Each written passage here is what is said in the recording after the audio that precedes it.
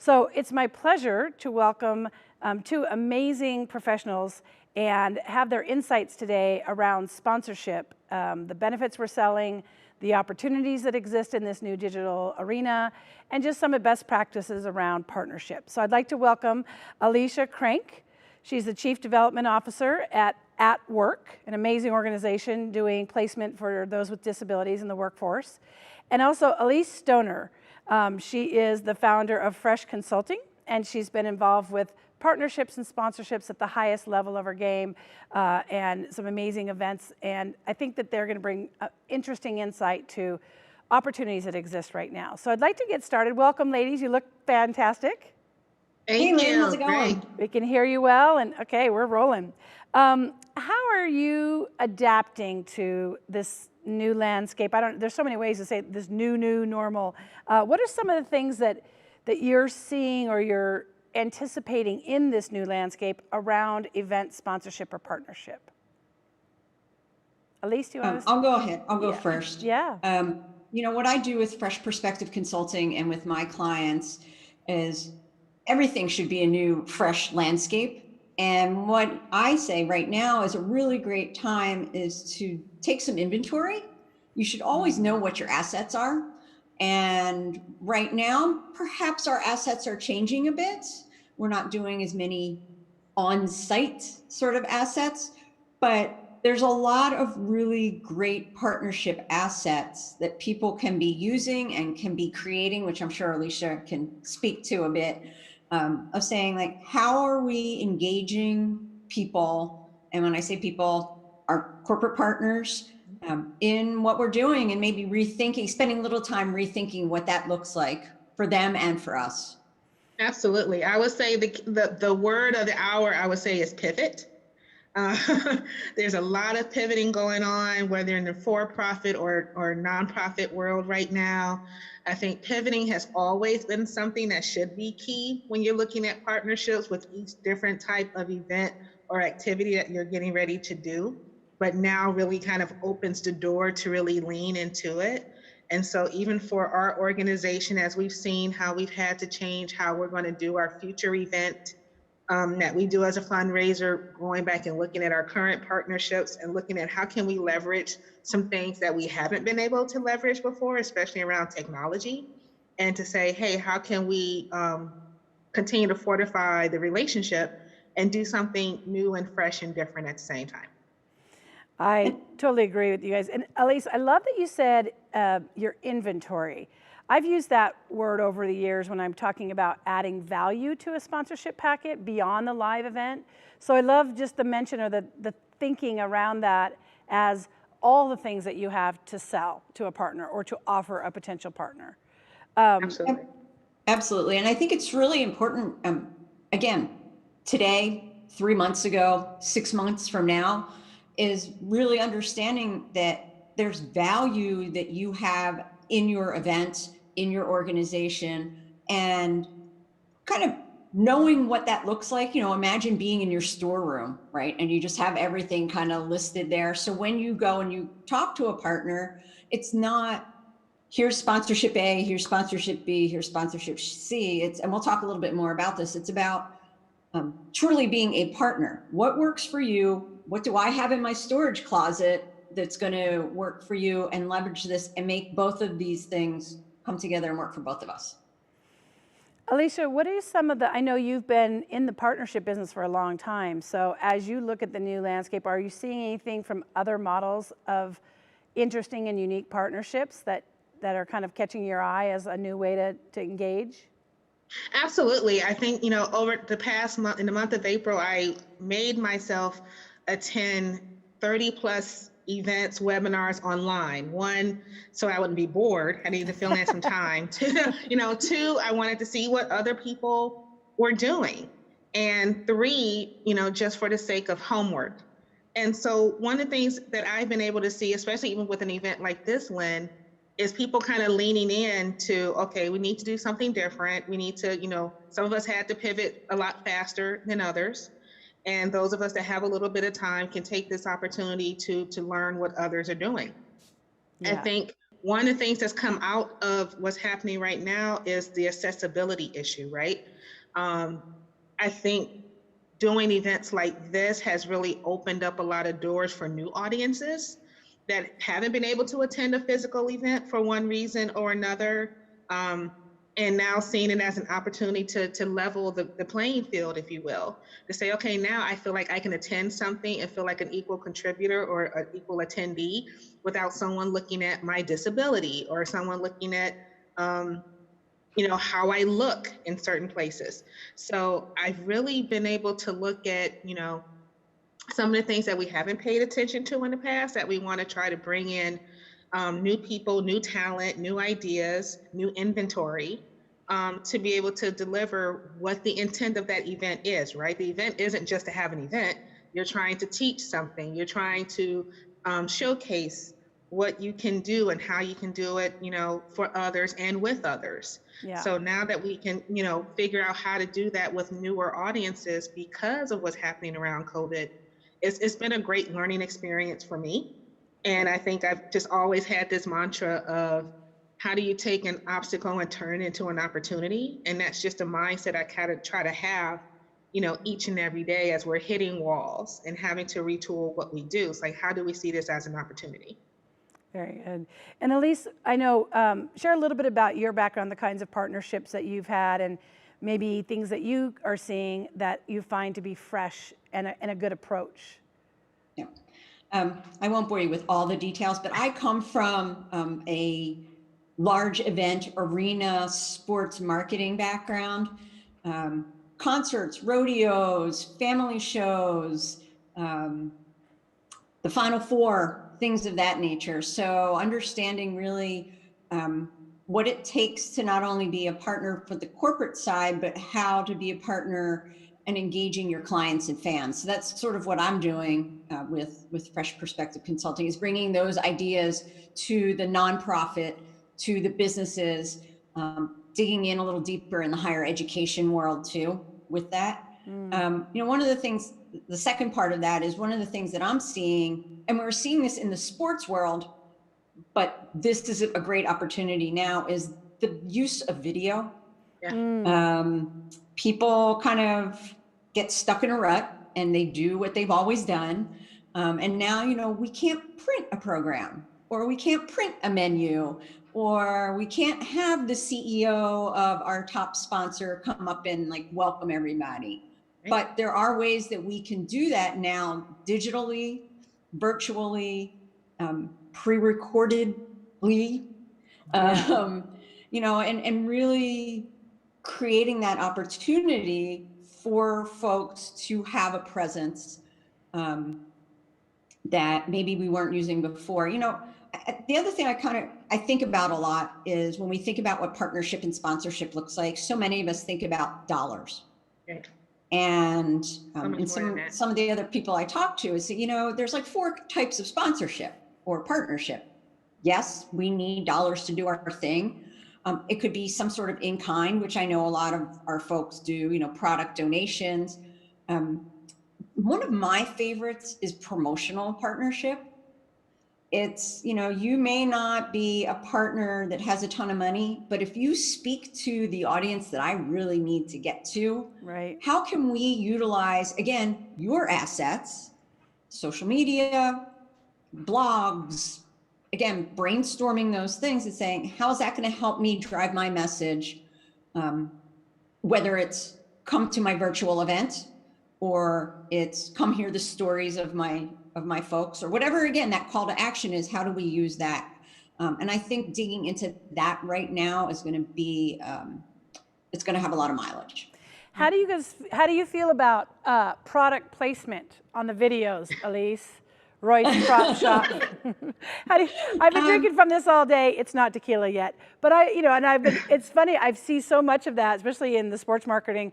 I'm wondering if you're responsible, Elise, for my eating so many Tostitos at the Fiesta Bowl. But really, there are some unique partnerships here, right, where people could do some sort of product placement, or again, showcasing other companies on You your mean like virtual. having Oh your mug, yeah, like having your your logo on your mug, for love it, example? love it. Alicia, what Yeah. do you think about that? Are we seeing when we look at your event for fall? That's a breakfast.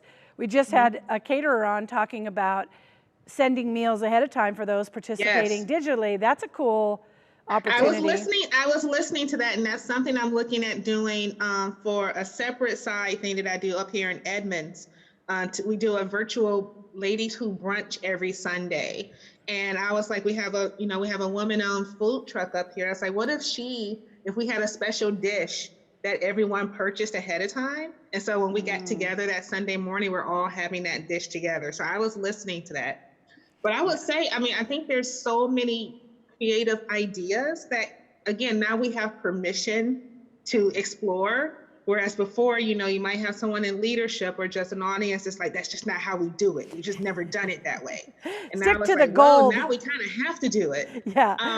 And even going back to the different types of partnerships that Elise was talking about, when I was, at YWCA last year, we had a great partnership with the Seahawks, and it wasn't a money partnership, but it was the fact that they amplified who we were and what we're doing, and just again introduced us to a new audience or a new set of audiences that were there before. And so when you talk about what that benefit could be, sometimes the benefit of that promotional partnership is to just let people know that you exist.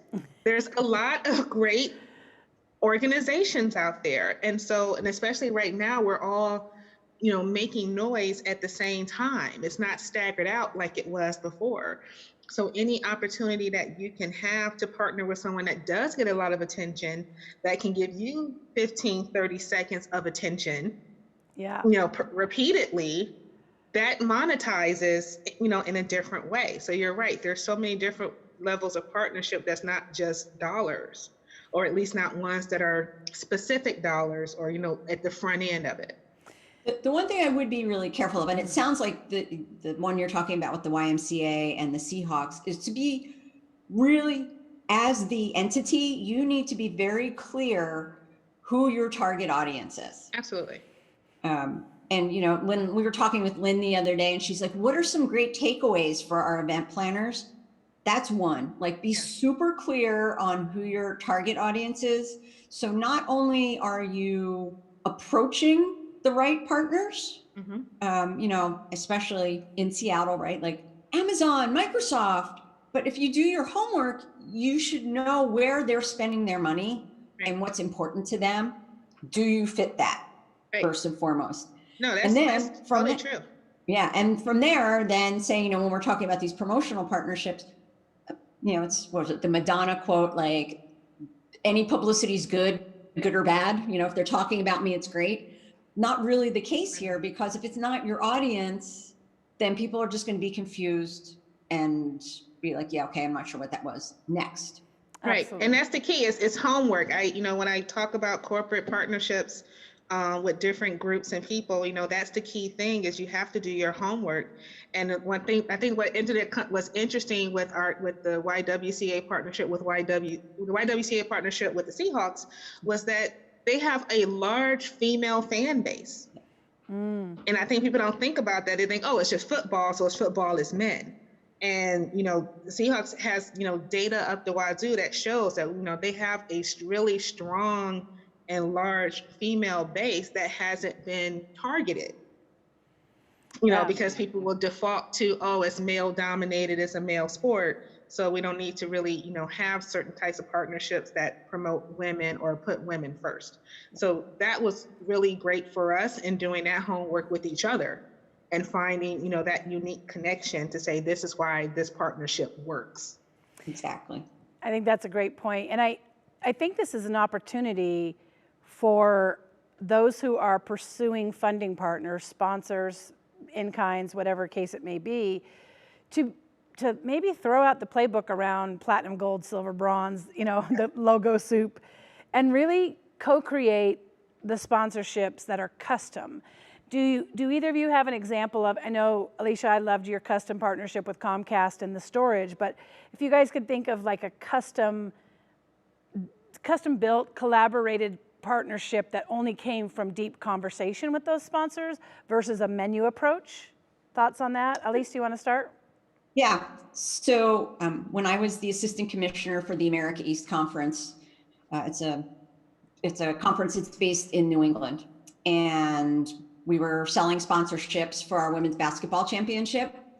And for several years in a row, we had a dairy. It was the Friendship Cottage Cheese America East Women's Basketball Championship. So you're like, A mouthful. well, besides that, it was, what was obviously there was an initial interest, healthy, people eat cottage cheese and, that sort of stuff. Often when they are, watching what they're eating. But as we dug into it, talking about who's making the buying decisions for this incremental purchase, it's women's basketball. We did some really cool things with like young girl role modeling. We did couponing. I'll tell you the one thing we didn't do. We were trying to figure out how to do a halftime contest, and they wanted to showcase their product. Yeah. So someone came up with the idea of like, what if we did a cottage cheese eating contest, like center court halftime? Needless, the gentleman who was the operations manager of the facility is a fiery Greek dude. And oh my God, I could still picture like Ted's head just blowing off, thinking like, you want to do what? I'm like, yeah, being people and the operations people aren't always best friends, but but it's thinking outside the box like that. I didn't have a cottage cheese eating contest on inventory sheet of things to do, but we at least explored it. And it was like, how do we do something fun and memorable and it works for the partner? So we wound up doing, I think, some like recipe books that we did as a handout on the way out. Cool. So with coupons in it.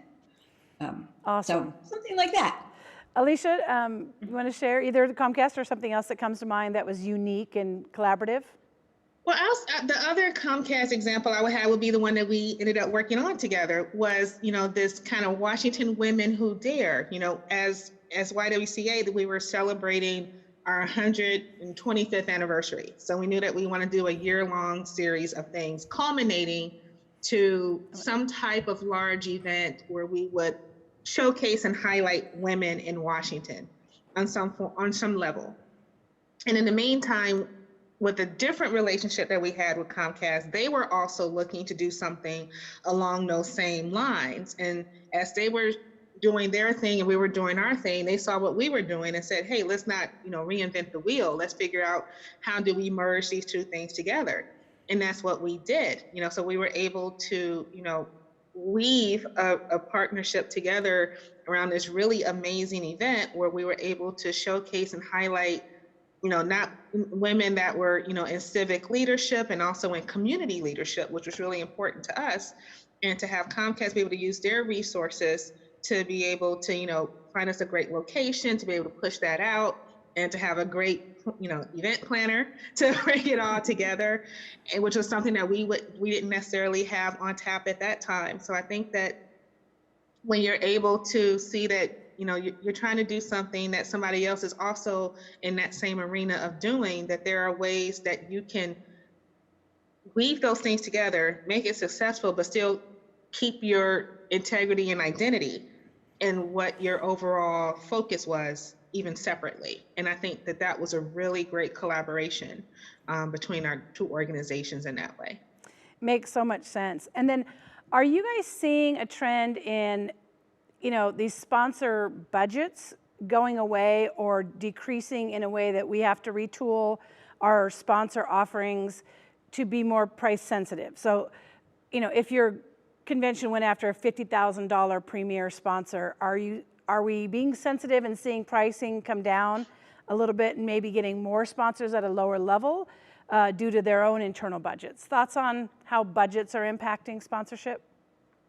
I would say budgets are across the board are being impacted, and some are going lower, but some of them are not going lower for the sake of not having the funds, but that especially for corporations, they're now kind of retooling or reallocating where those funds are going for kind of the emergency support that's happening right now. So I'm seeing that across the board. And a lot of these sponsors don't necessarily want to go away. They're not pulling back any dollars that they may have already committed to you, but you also have to look at future. And one of the things that I've been seeing from a success perspective is that relationships matter. And I think relationship management is being exposed right now. So if you've been a partner with someone and all of a sudden they're not necessarily returning your calls or they're not being as responsive, it's showing something. Yeah. And so I'm seeing where I've had the strongest interpersonal relationships to where they're thinking of me before I can think about them, because we know each other and we have a respectable relationship, versus ones where if they only hear from you when you want something, if they only hear from you when it's time for the ask, that makes a difference. So I haven't seen necessarily a difference in support and funding from a pure dollar perspective, but more so of where do I rank in that relationship with them along with others that they have partnerships with. And it's really been telling. I'm hearing from a lot of people, and I've just been fortunate to be able to have, the majority of my corporate partnerships have been very positive and very interpersonal, that they've been with me no matter what organization that I've been with. And of course, there's a handful that you just, can't do anything about. Yeah. But I think the partnership tie-in to how your relationship management is really telling right now. I would agree, Alicia. That's what a valid point. Elise, what are your thoughts on decreased spending around partnerships or sponsorship?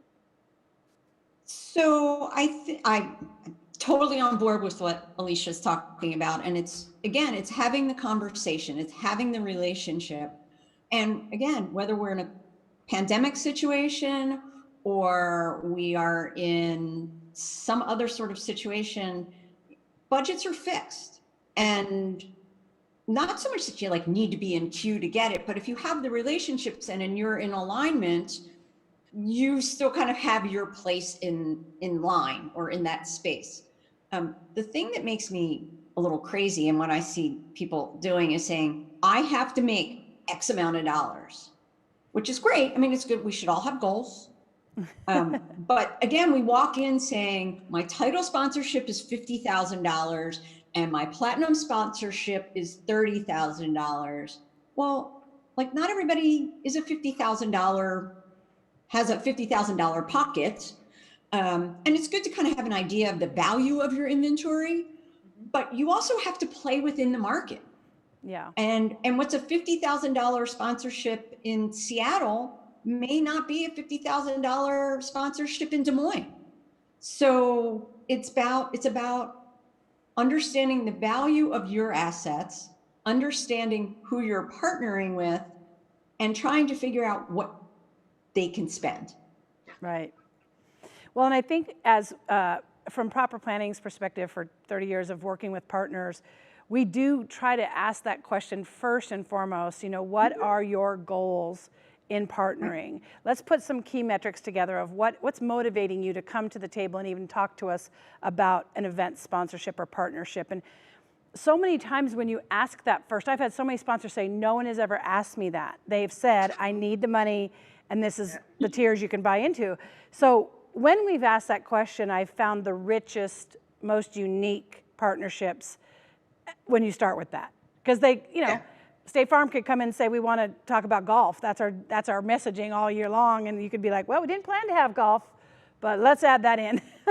And that was never on the menu. So I think that it's important to continue to create these rich, unique customization opportunities. You have to you have to be curious what they're trying to do, what's motivating them to come to the table. So I appreciate that you guys have had great success with that in some really unique partnerships. What are 2 or 3 key tips you would tell planners that are currently reassessing their budgets, but also saying we still need to go out and ask for partners and sponsors? What are 2 or 3 things that these planners should be thinking about before they venture out into that ask? I would say, again, do your homework. Yep. Know what you have to offer, and know who you're trying to speak with not only as the partner, but your target. And I would also say, you know, people are still trying to do business. I, like Alicia, have spent a lot of time on webinars and just listening to what people are talking about. And a lot of people are like, well, you know, people are losing their jobs, and I don't know that now's the right time to be doing some fundraising. But I think that the question as it pertains to this is people are still trying to get their message out, and people are still trying to find their place in the new. So don't be afraid to reach out to a new partner now. You know, just because you haven't had a relationship with them before, there's no reason that you can't now. And if you don't ask, you don't know what's important to them. Maybe they're looking for something new and creative, and you are the one that can provide that.